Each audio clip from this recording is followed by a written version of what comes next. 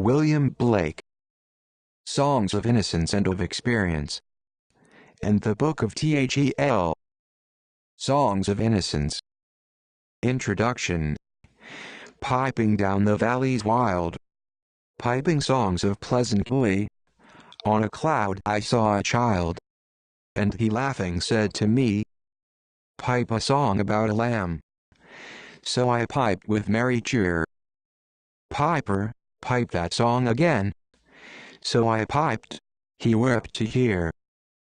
"Drop thy pipe, thy happy pipe. Sing thy songs of happy cheer." So I sang the same again, while he wept with joy to hear. "Piper, sit thee down and write in a book, that all may read." So he vanished from my sight, and I plucked a hollow reed, and I made a rural pen, and I stained the water clear, and I wrote my happy songs. Every child may joy to hear. The Shepherd. How sweet is the shepherd's sweet lot! From the morn to the evening he stays. He shall follow his sheep all the day, and his tongue shall be filled with praise. For he hears the lamb's innocent call, and he hears the ewes' tender reply. He is watching while they are in peace, for they know when their shepherd is nigh. The echoing green. The sun does arise, and make happy the skies. The merry bells ring, to welcome the spring. The skylark and thrush, the birds of the bush, sing louder around, to the bell's cheerful sound, while our sports shall be seen. On the echoing green, old John, with white hair, does laugh away care, sitting under the oak, among the old folk.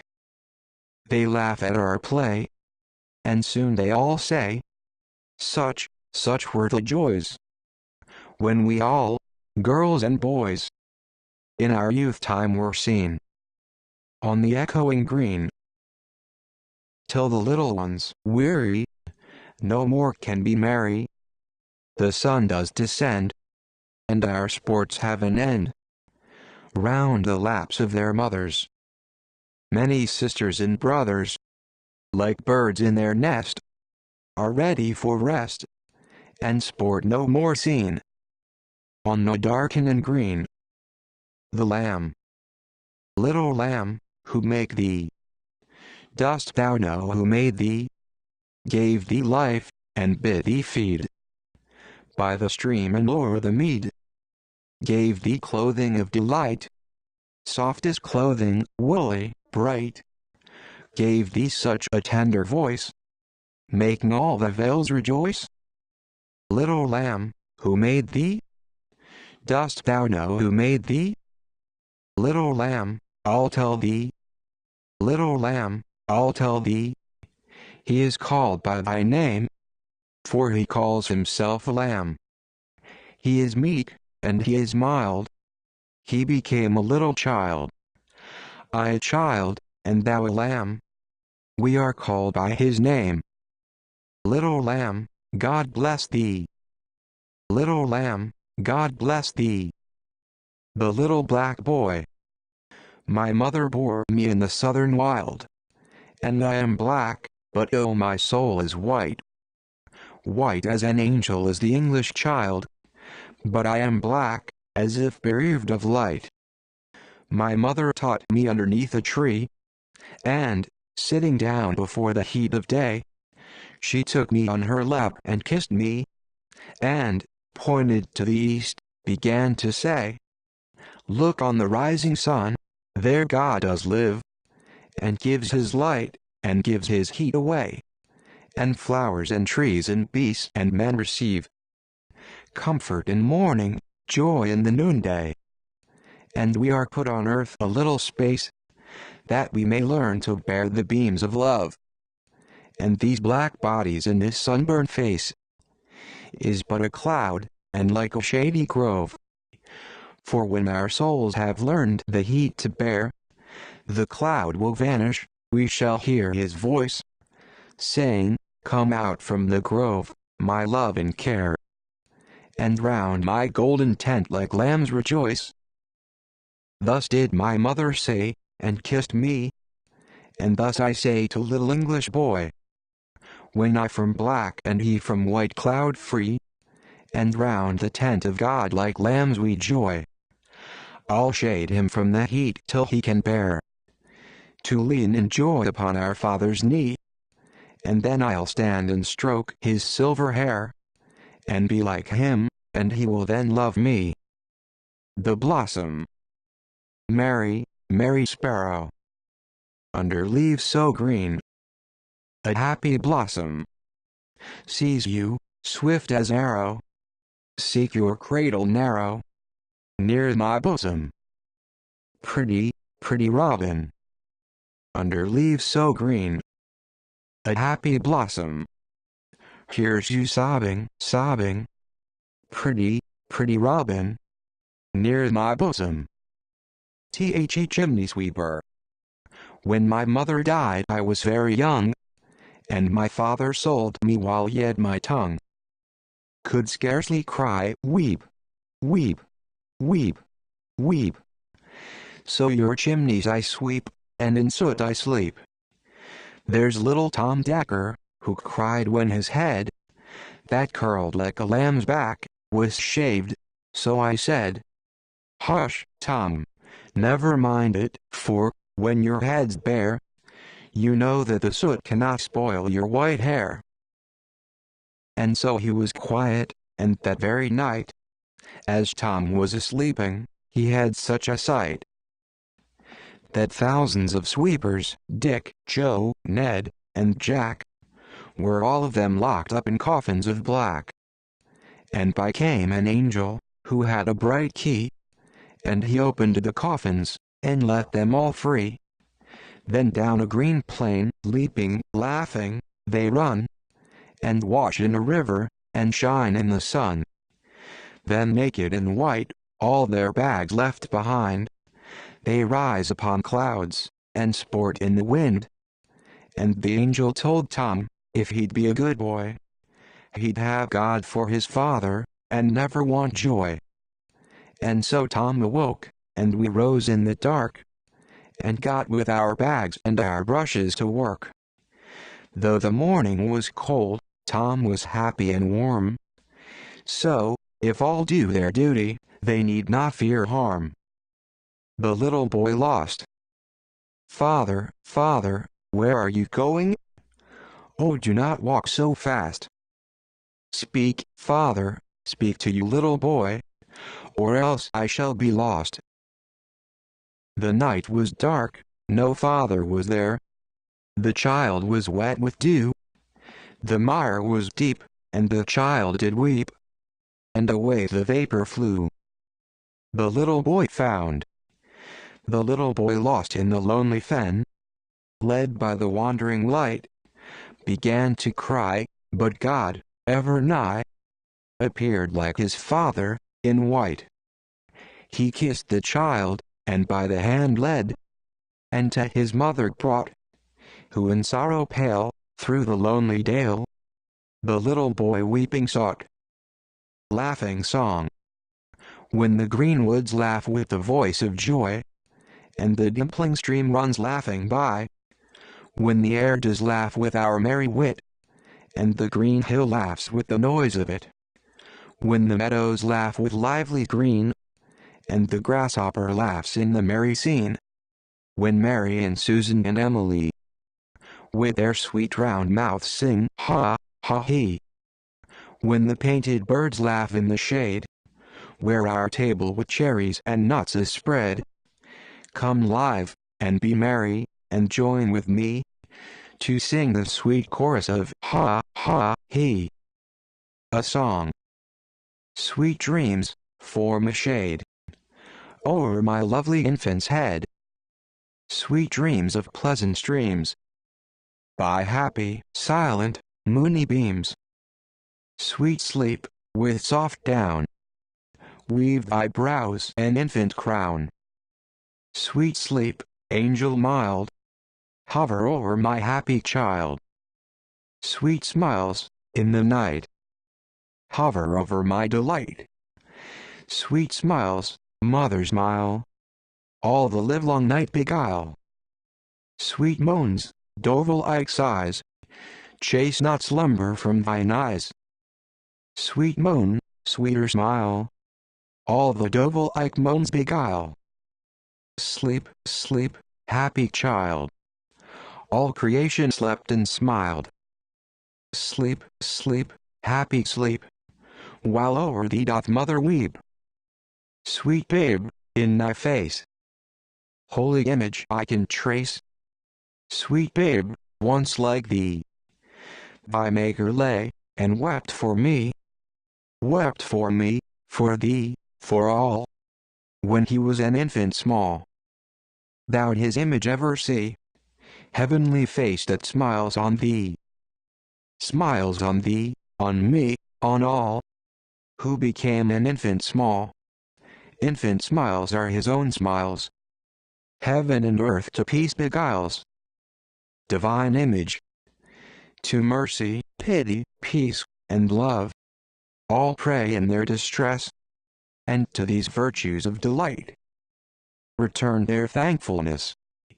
For mercy, pity, peace, and love is God our Father dear, and mercy, pity, peace, and love is man, his child in care.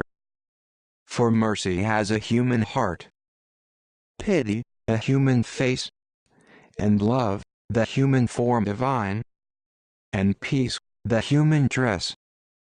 Then every man, of every clime, that prays in his distress, prays to the human form divine, love, mercy, pity, peace. And all must love the human form, in heathen, Turk, or Jew. Where mercy, love, and pity dwell, there God is dwelling too. Holy Thursday. 'Twas on a holy Thursday, their innocent faces clean, came children walking two and two, in red, and blue, and green. Gray-headed beetles walked before, with wands as white as snow, till into the high dome of Paul's they like Thames waters flow. Oh, what a multitude they seemed, these flowers of London town. Seated in companies they sit, with radiance all their own. The hum of multitudes was there, but multitudes of lambs. Thousands of little boys and girls raising their innocent hands. Now like a mighty wild they raise to heaven the voice of song, or like harmonious thunderings the seats of heaven among.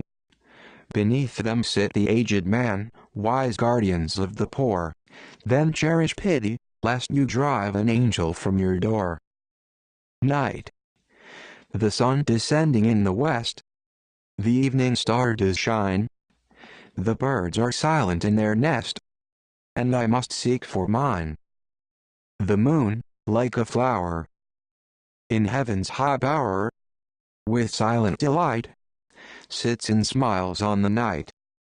Farewell, green fields and happy grove, where flocks have done delight, where lambs have nibbled, silent move the feet of angels bright. Unseen they pour blessing and joy without ceasing on each bud and blossom, and each sleeping bosom. They look in every thoughtless nest, where birds are covered warm. They visit caves of every beast, to keep them all from harm. If they see any weeping, that should have been sleeping, they pour sleep on their head, and sit down by their bed.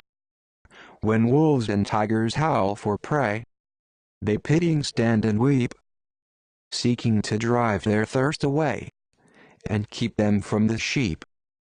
But, if they rush dreadful, the angels, most heedful, receive each mild spirit, new worlds to inherit, and there the lion's ruddy eyes shall flow with tears of gold, and pitying the tender cries, and walking round the fold, saying, wrath by his meekness, and, by his health, sickness, are driven away from our immortal day.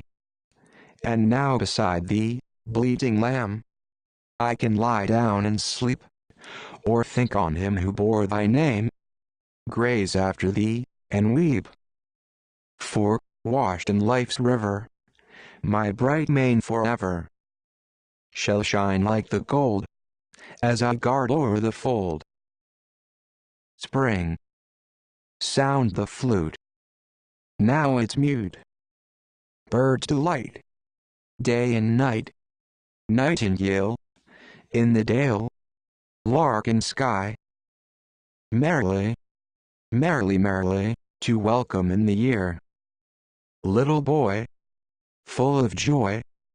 Little girl, sweet and small. Cock does crow, so do you.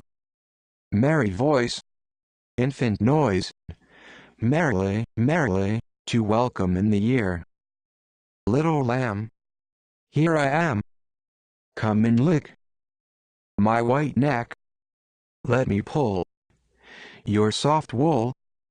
Let me kiss your soft face. Merrily, merrily, to welcome in the year. Nurse's song. When the voices of children are heard on the green, and laughing is heard on the hill, my heart is at rest within my breast, and everything else is still. Then come home, my children, the sun is gone down, and the dews of night arise. Come, come, leave off play, and let us away, till the morning appears in the skies. No, no, let us play, for it is yet day, and we cannot go to sleep. Besides, in the sky the little birds fly, and the hills are all covered with sheep. Well, well, go and play till the light fades away, and then go home to bed. The little ones leaped, and shouted, and laughed, and all the hills echoed. Infant joy. I have no name. I am but 2 days old. What shall I call thee? I happy am. Joy is my name. Sweet joy befall thee. Pretty joy. Sweet joy, but 2 days old. Sweet joy I call thee. Thou dost smile. I sing the while. Sweet joy befall thee. A dream. Once a dream did weave a shade o'er my angel-guarded bed, that anem it lost its way, where on grass methought I lay, troubled, wildered, and forlorn, dark, benighted, travel-worn, over many a tangle spray, all heart-broke, I heard her say, "O my children, do they cry? Do they hear their father sigh? Now they look abroad to see, now return and weep for me." Pitying, I dropped a tear, but I saw a glowworm near, who replied, "What wailing wight calls the watchman of the night? I am set to light the ground, while the beetle goes his round. Follow now the beetle's hum, little wanderer, hie thee home. On another's sorrow, can I see another's woe, and not be in sorrow too? Can I see another's grief, and not seek for kind relief? Can I see a falling tear, and not feel my sorrow's share? Can a father see his child weep, nor be with sorrow filled? Can a mother sit and hear an infant groan, an infant fear? No, no, never can it be. Never, never can it be. And can he who smiles on all hear the wren with sorrows small, hear the small bird's grief and care, hear the woes that infants bear, and not sit beside the next, pouring pity in their breast, and not sit the cradle near, weeping tear on infant's tear, and not sit both night and day, wiping all our tears away? Oh no, never can it be. Never, never can it be. He doth give his joy to all. He becomes an infant small. He becomes a man of woe. He doth feel the sorrow too. Think not thou canst sigh a sigh, and thy Maker is not by. Think not thou canst weep a tear, and thy Maker is not near. Oh, he gives to us his joy, that our grief he may destroy, till our grief is fled and gone. He doth sit by us and moan. Songs of Experience. Introduction. Hear the voice of the bard, who present, past, and future sees, whose ears have heard the holy word, that walked among the ancient tree, calling the lapsed soul, and weeping in the evening dew, that might control the starry pole, and fallen light renew. O earth, return. Arise from out the dewy grass. Night is worn, and the morn rises from the slumberous mass. Turn away no more. Why wilt thou turn away? The starry floor, the watery shore, are given thee till the break of day. Earth's answer. Earth raise up her head. From the darkness dread and drear, her light fled, stony, dread, and her locks covered with grey despair. Prisoned on watery shore, starry jealousy is keep my den. Cold and hoar, weeping o'er, I hear the father of the ancient men. Selfish father of men. Cruel, jealous, selfish fear. Can delight, chained in night, the virgins of youth and morning bear? Does spring hide its joy, when buds and blossoms grow? Does the sower sow by night, or the plowman in darkness plow? Break this heavy chain, that does freeze my bones around. Selfish, vain, eternal bane, that free love with bondage bound. The clod and the pebble.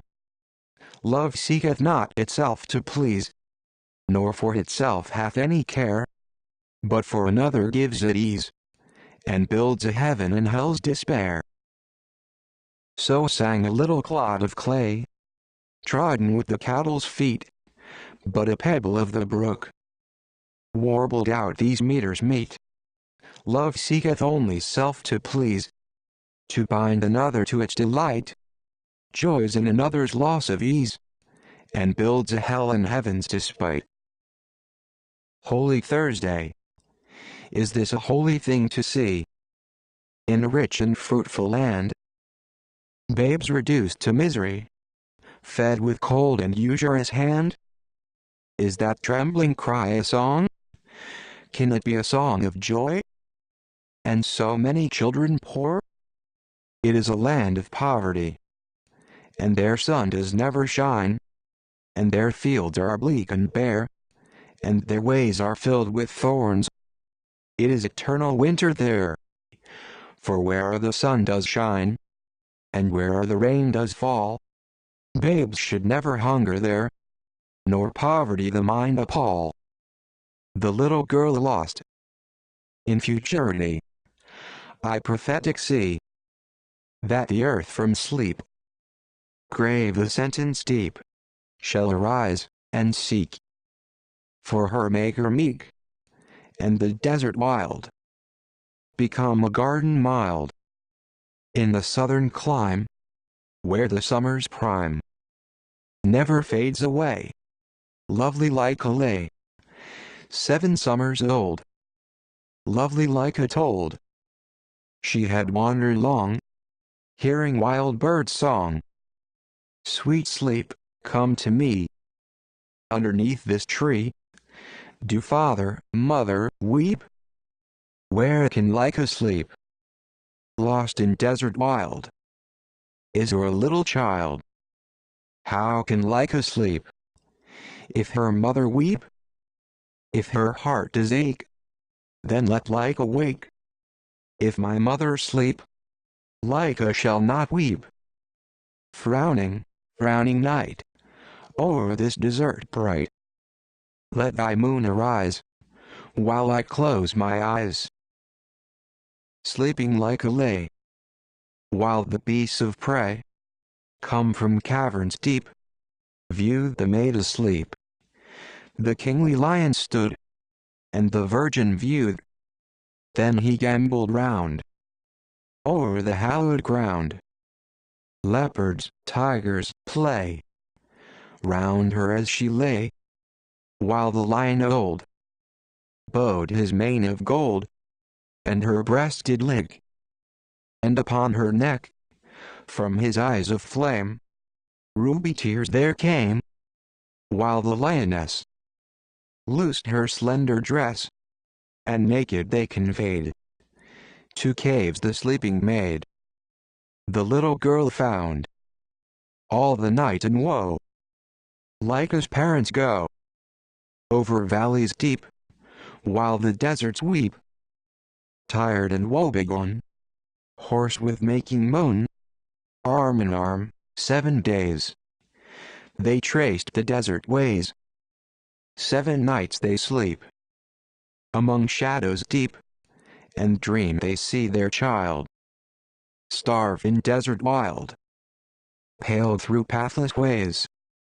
The fancied image strays, famished, weeping, weak, with hollow piteous shriek. Rising from unrest, the trembling woman press, with feet of weary woe.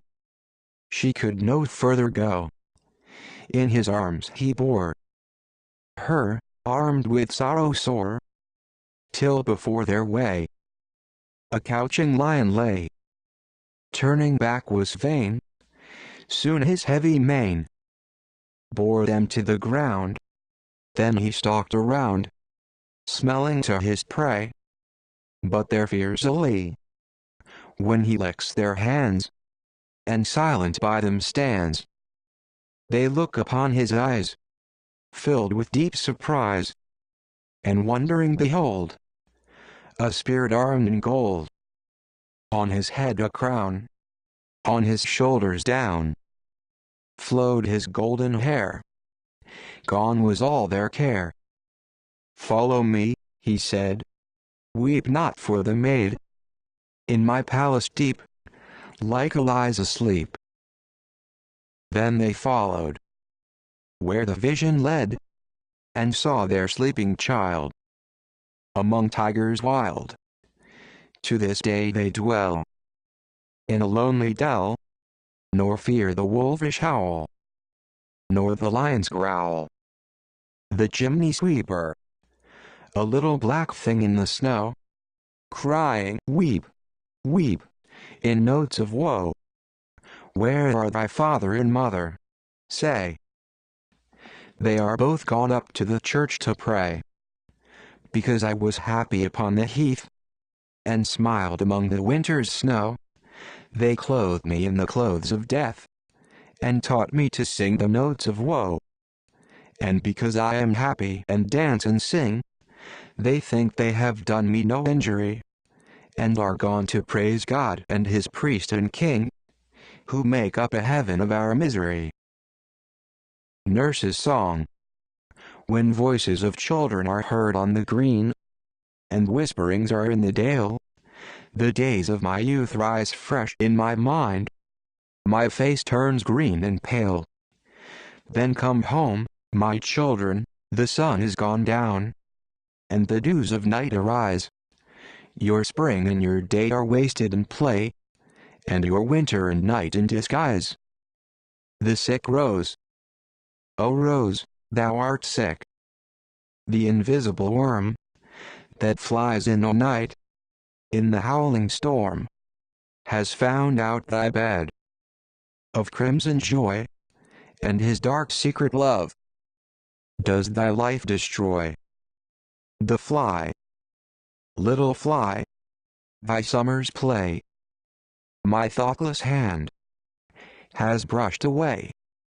Am not I a fly like thee? Or art not thou a man like me? For I dance, and drink, and sing, till some blind hand shall brush my wing. If thought is life, and strength and breath, and the want of thought is death, then am I a happy fly, if I live, or if I die. The angel I dreamt a dream, what can it mean? And that I was a maiden queen, guarded by an angel mild, witless woe was ne'er beguiled. And I wept both night and day, and he wiped my tears away. And I wept both day and night, and hid from him my heart's delight. So he took his wings, and fled. Then the morn blushed rosy red. I dried my tears, and armed my fears with 10,000 shields and spears. Soon my angel came again. I was armed, he came in vain. For the time of youth was fled, and gray hairs were on my head.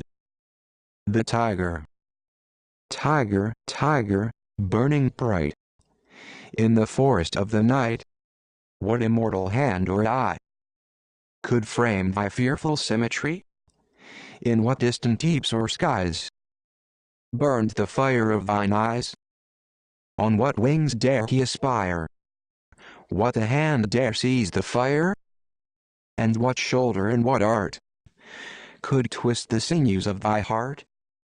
And, when thy heart began to beat, what dread hand and what dread feet?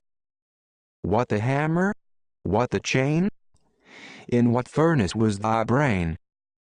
What the anvil? What dread grasp dare its deadly terrors clasp? When the stars threw down their spears, and watered heaven with their tears, did he smile his work to see? Did he who made the lamb make thee? Tiger, tiger, burning bright in the forest of the night, what immortal hand or eye dare frame thy fearful symmetry? My pretty rose tree, a flower was offered to me, such a flower as May never bore. But I said, I've a pretty rose tree, and I passed the sweet flower o'er. Then I went to my pretty rose tree, to tend her by day and by night. But my rose turned away with jealousy, and her thorns were my only delight. Ah, sunflower,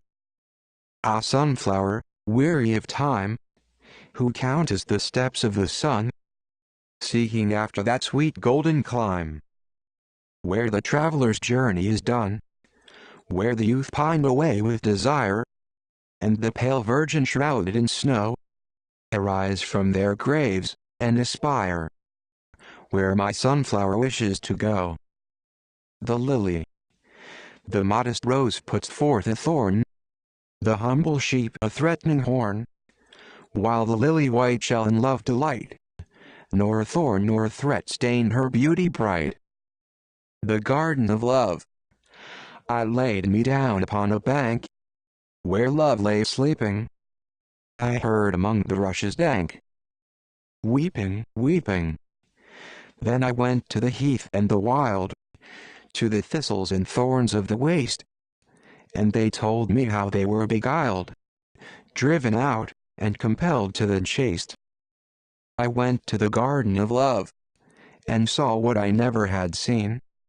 A chapel was built in the midst, where I used to play on the green, and the gates of this chapel were shut, and "Thou shalt not" writ over the door.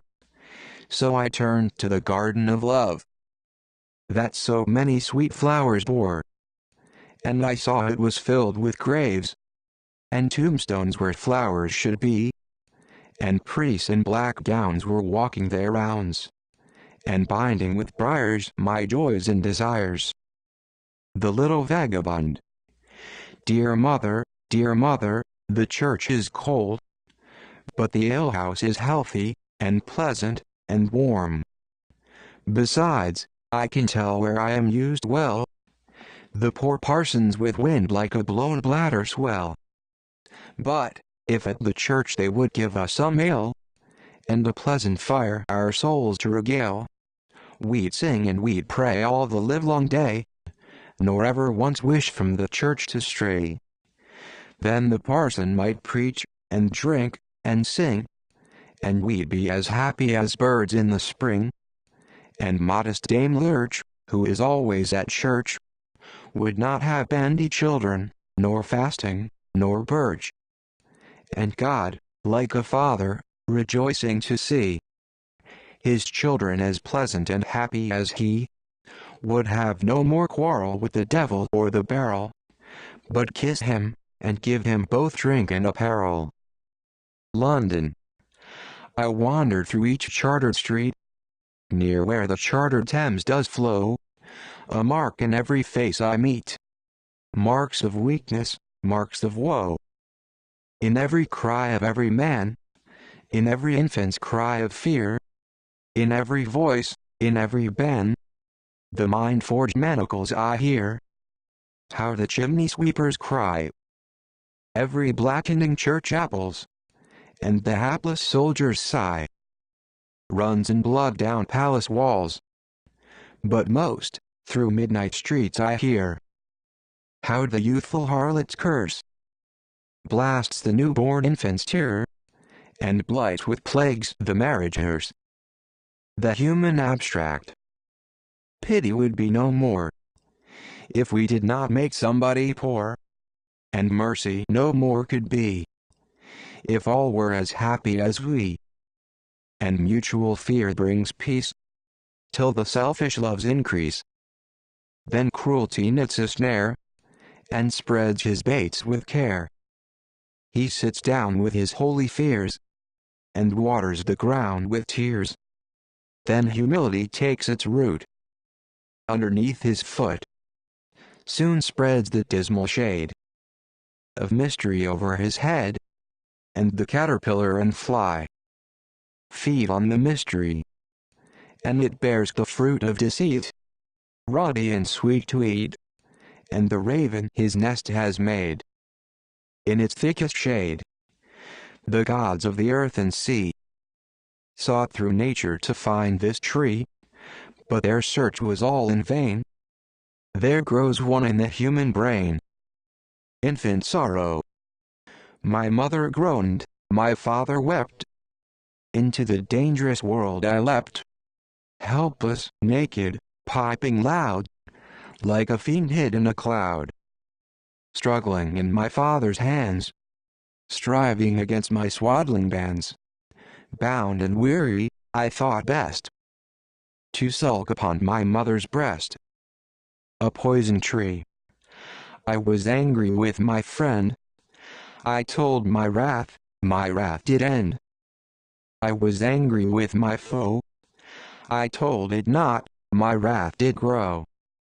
And I watered it in fears, night and morning with my tears. And I sunned it with smiles, and with soft deceitful wiles. And it grew both day and night, till it bore an apple bright. And my foe beheld it shine, and he knew that it was mine, and into my garden stole, when the night had veiled the pole. In the morning, glad, I see my foe outstretched beneath the tree. A little boy lost, not loves another as itself, nor venerates another so, nor is it possible to thought a greater than itself to know. And, Father, how can I love you, or any of my brothers more? I love you like the little bird that picks up crumbs around the door. The priest sat by and heard the child. In trembling zeal he seized his hair. He led him by his little coat, and all admired the priestly care. And standing on the altar high, lo, what a fiend is here, said he, one who sets reason up for judge of our most holy mystery. The weeping child could not be heard. The weeping parents wept in vain. They stripped him to his little shirt, and bound him in an iron chain. and burned him in a holy place, where many had been burned before. The weeping parents wept in vain. Are such things done on Albion's shore? A little girl lost.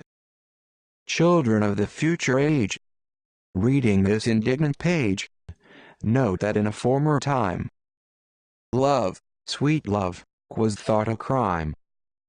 In the age of gold, free from winter's cold, youth and maiden bright, to the holy light, naked in the sunny beam's delight. Once a youthful pair, filled with softest care, met in garden bright, where the holy light had just removed the curtains of the night. Then, in rising day, on the grass they play. Parents were afar, strangers came not near, and the maiden soon forgot her fear.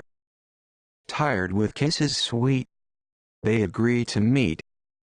When the silent sleep waves o'er heavens deep, and the weary tired wanderers weep, to her father white came the maiden bright, but his loving look, like the holy book, all her tender limbs with terror shook. Ona, pale and weak, to thy father speak. Oh, the trembling fear! Oh, the dismal care that shakes the blossoms of my hoary hair! The schoolboy. I love to rise on a summer morn, when birds are singing on every tree. The distant huntsman winds his horn, and the skylark sings with me. Oh, what sweet company! But to go to school in a summer morn, oh, it drives all joy away. Under a cruel eye outworn, the little ones spend the day in sighing and dismay. Ah, then at times I drooping sit, and spend many an anxious hour, nor in my book can I take delight, nor sit in learning's bower, worn through with the dreary shower. How can the bird that is born for joy sit in a cage and sing?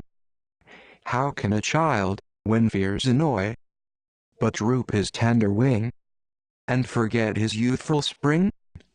O father and mother, if buds are nipped, and blossoms blown away, and if the tender plants are stripped of their joy in the springing day, by sorrow and care's dismay, how shall the summer arise in joy, or the summer fruits appear? Or how shall we gather what griefs destroy, or bless the mellowing year, when the blasts of winter appear? To Terzah, waiter is born of mortal birth, must be consumed with the earth, to rise from generation free. Then what have I to do with thee? The sexes sprang from shame and pride, blown in the morn, in evening died. But mercy changed death into sleep. The sexes rose to work and weep. Thou, mother of my mortal part, with cruelty didst mold my heart, and with false self-deceiving tears didst bind my nostrils, eyes, and ears, didst close my tongue in senseless clay, and me to mortal life betray. The death of Jesus set me free. Then what have I to do with thee? The voice of the ancient bard. Youth of delight, come hither, and see the opening morn, image of truth newborn. Doubt is fled, and clouds of reason, dark disputes and artful teasing. Folly is an endless maze, tangled roots perplex her ways. How many have fallen there? They stumble all night over bones of the dead, and feel, they know not what but care, and wish to lead others, when they should be led. Appendix. A divine image.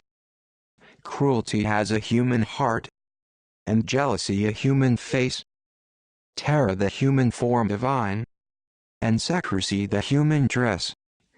The human dress is forged iron, the human form a fiery forge, the human face a furnace sealed, the human heart its hungry gorge. Note, though written and engraved by Blake, a divine image was never included in the songs of innocence and of experience. William Blake's The Book of Thel. Thel's motto. Does the eagle know what is in the pit? Or wilt thou go ask the mole? Can wisdom be put in a silver rod? Or love in a golden bowl? The Book of Thel. The author and printer William Blake, 1780. Thel. I. The daughters of Mene Seraphim led round their sunny flocks, all but the youngest. She in paleness sought the secret air, to fade away like morning beauty from her mortal day. Down by the river of Adona her soft voice is heard, and thus her gentle lamentation falls like morning dew. O life of this our spring, why fades the lotus of the water? Why fade these children of the spring, born but to smile and fall?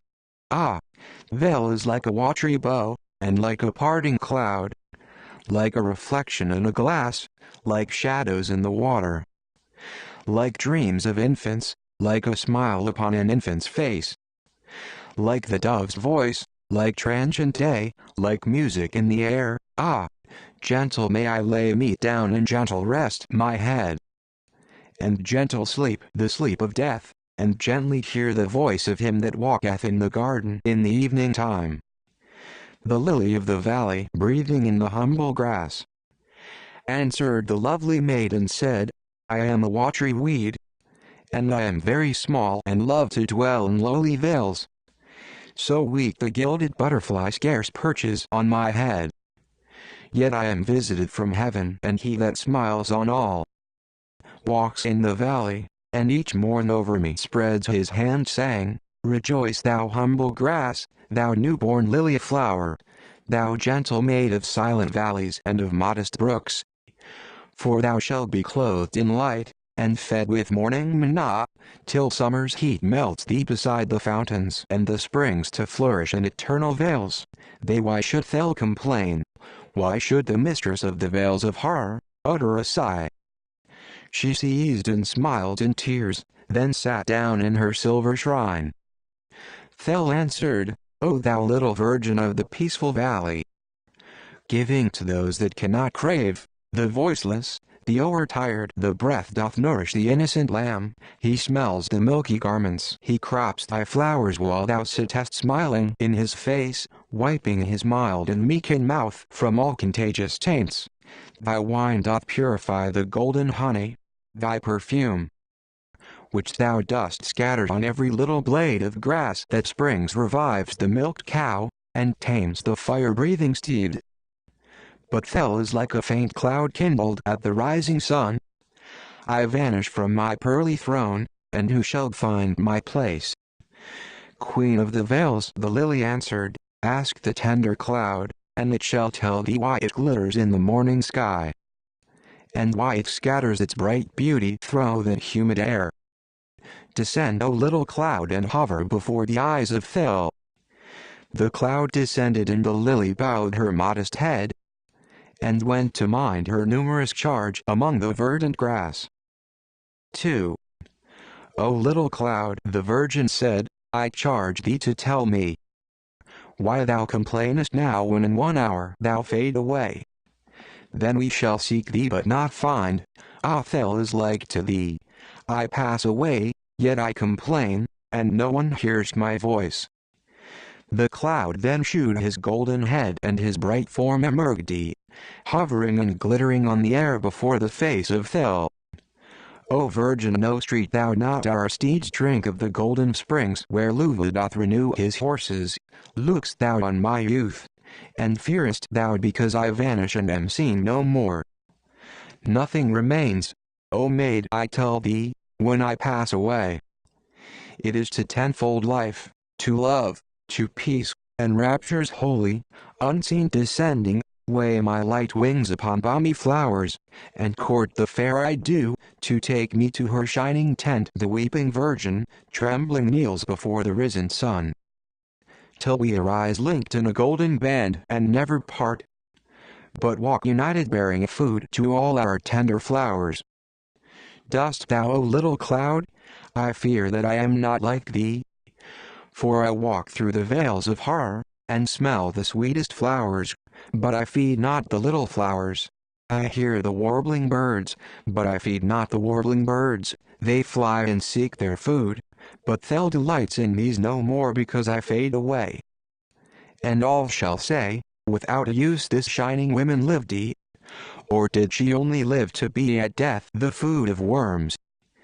The cloud reclined upon his airy throne and answered thus, then if thou art the food of worms, O Virgin of the skies, how great thy use, how great thy blessing, everything that lives, lives not alone nor itself, fear not and I will call the weak worm from its lowly bed, and thou shalt hear its voice.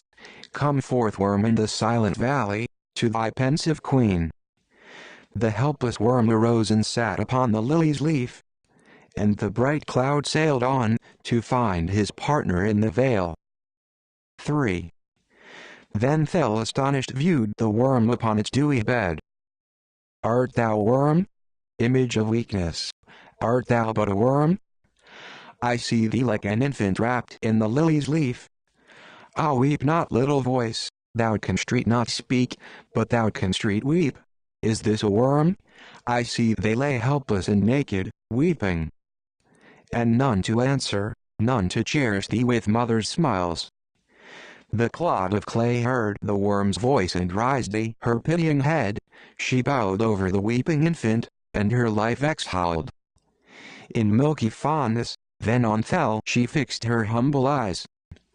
O beauty of the vales of horror, we live not for ourselves. Thou sayest me the meanest thing, and so I am indeed. My bosom of itself is cold, and of itself is dark.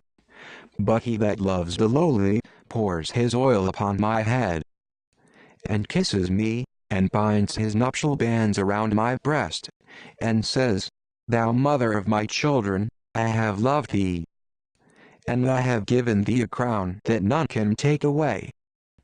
But how this is sweet made, I know not, and I cannot know. I ponder, and I cannot ponder, yet I live and love. The daughter of beauty wept her pitying tears with her white veil, and said, Alas, I knew not this, and therefore did I weep, that God would love a worm I knew, and punish the evil foot that wilful brewed its helpless form, but that he cherished it with milk and oil I never knew, and therefore did I weep. And I complained in the mild air, because I fade away, and lay me down in thy cold bed, and leave my shining lot. Queen of the Vales, the matron clay answered, I heard thy sighs, and all thy moans flew over my roof, but I have called them down. Wilt thou, O Queen, enter my house? 'Tis given thee to enter, and to return. Fear nothing, enter with thy virgin feet. IV. The eternal gate's terrific porter lifted the northern bar. Vel entered in and saw the secrets of the land unknown. She saw the couches of the dead, and where the fibrous roots of every heart on earth and fixes deep its restless twists. A land of sorrows and of tears where never smile was seen. She wandered in the land of clouds through valleys dark, listening to dolors and lamentations, waiting oft beside the dewy grave.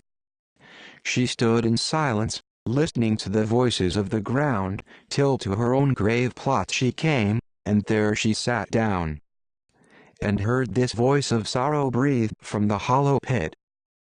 Why cannot the ear be closed to its own destruction, or the glistening eye to the poison of a smile?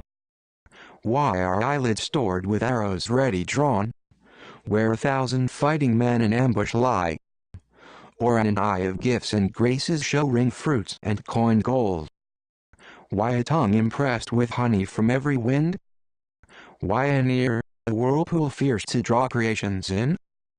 Why a nostril wide inhaling terror trembling and affright? Why a tender curb upon the youthful burning boy? Why a little curtain of flesh on the bed of our desire? The Virgin started from her seat, and with a shriek, fled back unhindered till she came into the Vales of horror.